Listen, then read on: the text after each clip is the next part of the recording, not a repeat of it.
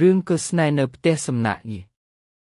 នៅភូមិស្ងប់ស្ងាត់មួយមីងសុភាអាយុ34ឆ្នាំជាម្ចាស់ផ្ទះសំណាក់បានជួបសវណ្ណប្អូនថ្លៃអាយុ27ឆ្នាំដែលមកស្នាក់នៅផ្ទះសំណាក់សវណ្ណដែលទើបត្រឡប់ពីទីក្រុងបាននាំមកនៅភាពរួសរាយនិងស្នាមញញឹមដ៏កក់ក្ដៅពេលមីងសុភាធ្វើសម្លគោឲ្យសវណ្ណញ៉ាំគេបានសរសើរថាដើមម្ហូបមីងធ្វើហាក់ដូចមានមន្តអាគមធ្វើឲ្យមីងសុភាញឹមខ្មាស់ពន្លឺភ្នែករបស់សវណ្ណធ្វើឲ្យបេះដូងនាងញាប់ដួលជាលើកដំបូងសវណ្ណស្ម័គ្រចិត្តជួយមីងសុភាក្នុងកិច្ចការផ្ទះសំណាក់ដូចជាជួសជុលរបងឈើនិងដាំផ្កាចន្ទីនៅមុខផ្ទះពេលសុភាយកទឹកផ្លែឈើមកជូនសវណ្ណនិយាយលេងថាបើមានភ្ញៀវដូចមីងរាល់ថ្ងៃខ្ញុំសុខចិត្តធ្វើការឥតឈប់ពាក្យនេះធ្វើឲ្យមីងសុភាសើចហើយចាប់ផ្ដើមមានអារម្មណ៍ថាសវណ្ណជាមនុស្សពិសេសម្នាក់សវណ្ណអញ្ជើញមីងសុភាទៅដើរលេងនៅមាត់ស្ទឹងនៅពេលល្ងាចពួកគេអង្គុយលើថ្មធំស្ដាប់សំឡេងទឹកហូរនិងជែកពីសុបិនរបស់សវណ្ណចង់បើកសួនផ្កាសុភាចែករំលែកពីភាពឯកោរបស់នាងហើយសវណ្ណបាននិយាយថាឌូមីងមិនគួរឯកាទេព្រោះមីងជាផ្កាដ៏ស្រស់ស្អាតបំផុតនៅភូមិនេះពាក្យនេះធ្វើឲ្យមីងសុភាមុខក្រហមហើយបេះដូងនាងរលាយ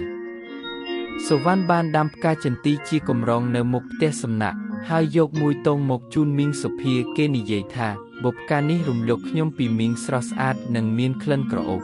មីងសុភាទទួលផ្កាដោយភ្នែកភ្លឺចែងចាំងហើយអរគុណសវណ្ណដោយសំឡេងទន់ភ្លន់ពេលនោះនាងចាប់ផ្ដើមមានអារម្មណ៍ថាស្នេហ៍កំពុងរីកដុះដាលក្នុងបេះដូង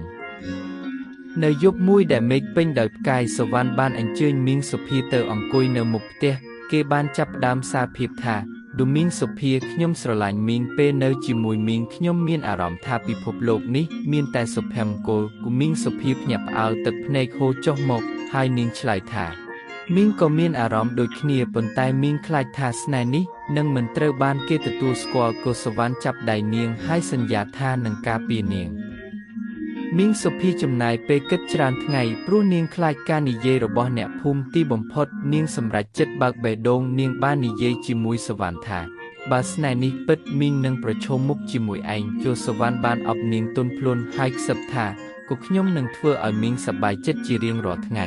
ពួកគេបានសន្យាថានឹងរួមគ្នាបង្កើតអនាគត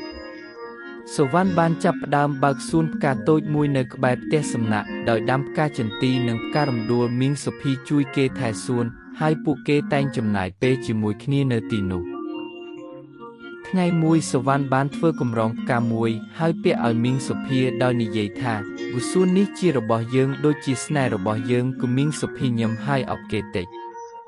អ្នកភូមិចាប់ផ្ដើមនិយាយពីទំនាក់ទំនងរបស់ពួកគេមីងសុភាមានអារម្មណ៍សោកសៅប៉ុន្តែសវណ្ណបានលើកទឹកចិត្តនាងគេបាននាំនាងទៅអង្គុយនៅមាត់ស្ទឹងហើយនិយាយថាក៏ខ្ញុំមិនខ្វល់ពីពាក្យគេទេព្រោះខ្ញុំស្រឡាញ់តែមីងម្នាក់គត់មីងសុភាទឹកភ្នែកហូរប៉ុន្តែជាទឹកភ្នែកនៃសុភមង្គលព្រោះនាងដឹងថាសវណ្ណជាអ្នកដែលនឹងនៅក្បែរនាងជានិច្ច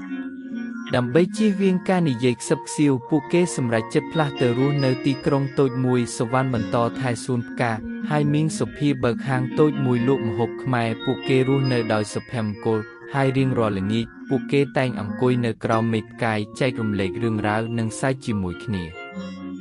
នៅថ្ងៃខួប1ឆ្នាំនៃការសារភាពស្នេហ៍សវណ្ណបានរៀបចំអាហារពេលល្ងាចនៅសួនផ្កាដោយតុបតែងជាមួយផ្កាចន្ទីនិងភ្លើងទៀនគេបានឲ្យកម្រងផ្កាមួយទៀតដល់មីងសុភាហើយនិយាយថា